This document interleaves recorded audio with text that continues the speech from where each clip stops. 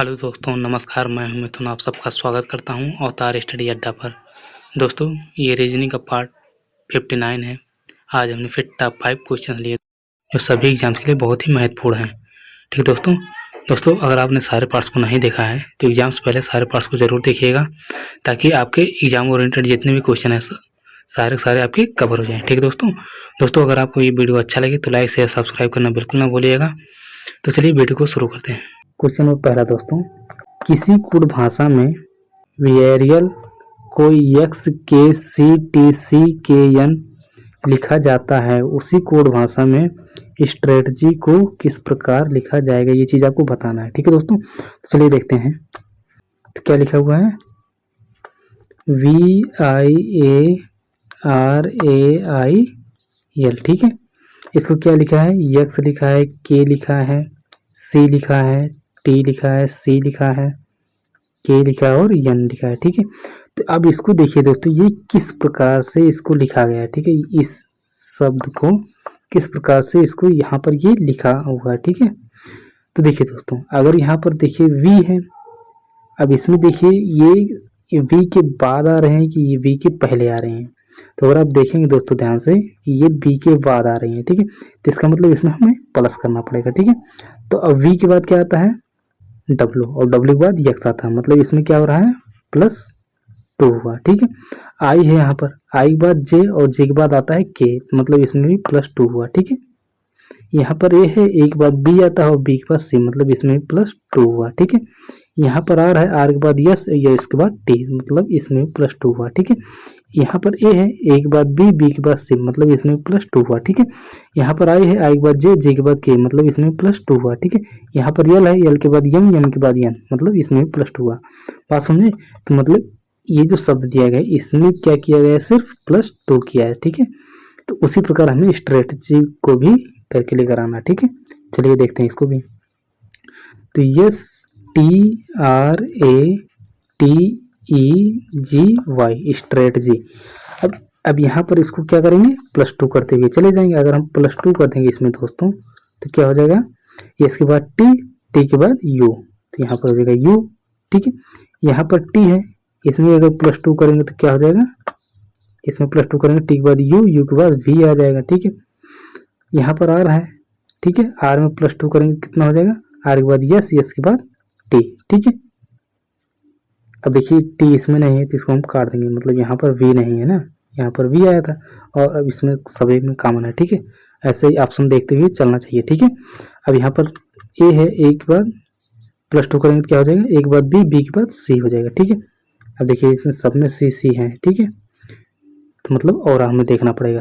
तो यहाँ पर t है, इसमें +2 करेंगे तो क्या हो जाएगा, t के बाद u, u के बाद v हो जाएगा। ठीक है, अब v किस में है, सब में है। ठीक है, अब यहाँ पर e है, e में +2 कर देंगे कितना हो जाएगा, e के बाद f, f के बाद g हो जाएगा। ठीक है, अब देखिए g किस में है, इसमें नहीं है, तो इसलिए ये भी नहीं होगा। ठीक है, अब देखिए यहाँ पर g है, g के बाद क्या आएगा, +2 करेंगे तो g के बाद h, h के बाद i। ठीक है, अब i देखिए इसमें है, इसमें है। ठीक है, अब यहाँ पर देखना है, अब यहाँ पर y है, और y में +2 करेंगे कितना हो जाएगा, y के बाद z, और z के बाद क्या आ जाएगा, तुरंत a आ जाएगा। ठीक है, तो 21 में है, इसी में है। ठीक है, तो इसलिए ऑप्शन नंबर डी आपका सही हो जाएगा। ठीक है दोस्तों, तो आई होप आप सबको समझ में आया होगा। तो फिर थोड़ा क्वेश्चन देखते हैं दोस्तों। क्वेश्चन नंबर दूसरा दोस्तों, चित्र में दिखाए गए अनुसार शीट में एक बॉक्स बनाया जा सकता है।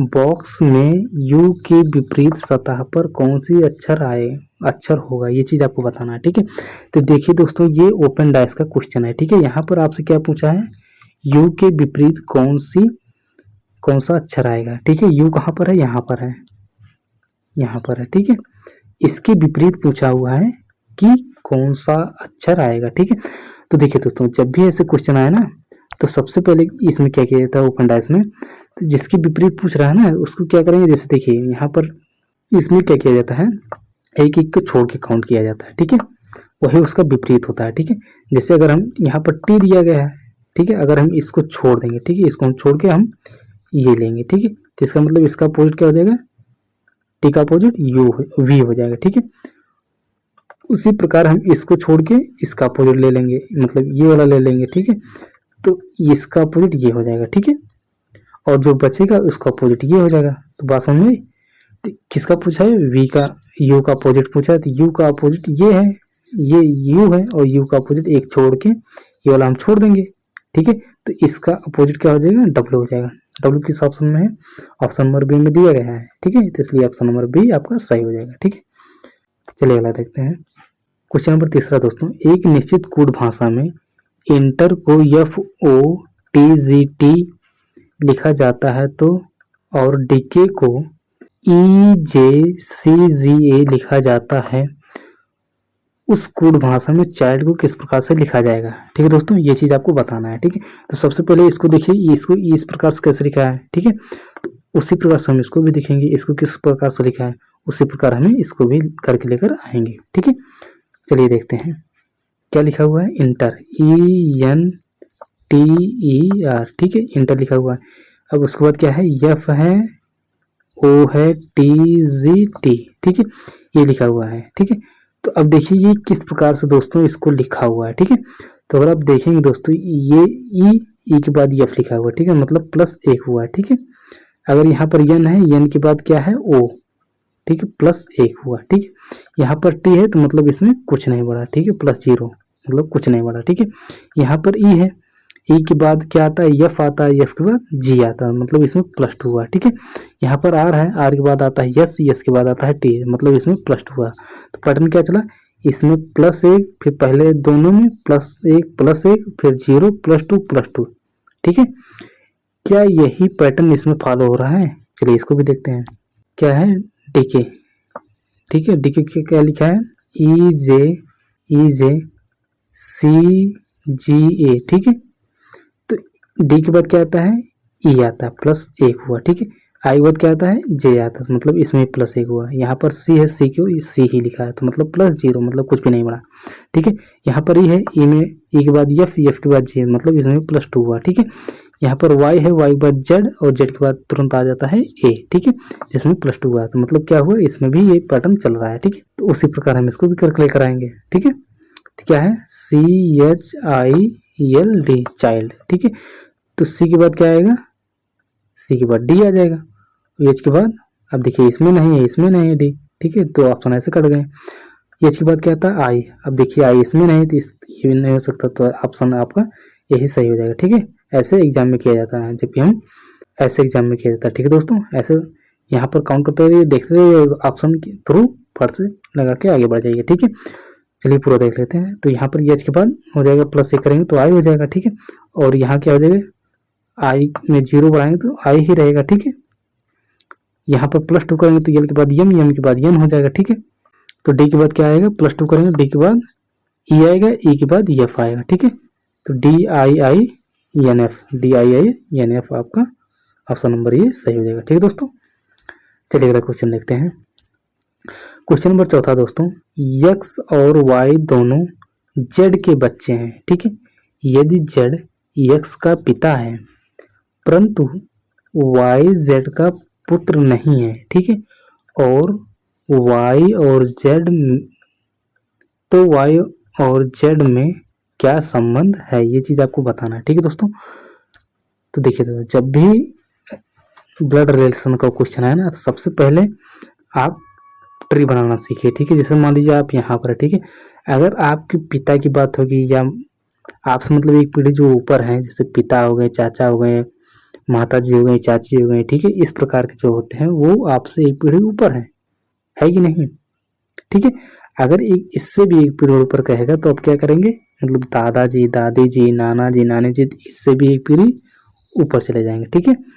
यही पैटर्न हमें लगाना होता है, ठीक है। देखिए तो जब पुरुष आएगा तो क्या करेंगे, हम प्लस लगाएंगे, और जब महिला कोई होगी तो हम वहां उसको माइनस से इंडिकेट करेंगे, ठीक है। और जब तक कोई सिंबल, मतलब कोई जेंडर निर्धारित ना हो, तब तक हम कोई भी सिंबल नहीं लगाएंगे, ठीक है। तो चलिए देखते हैं क्या कहा है, x और y दोनों z के बच्चे, मान लीजिए ये z है, ठीक है।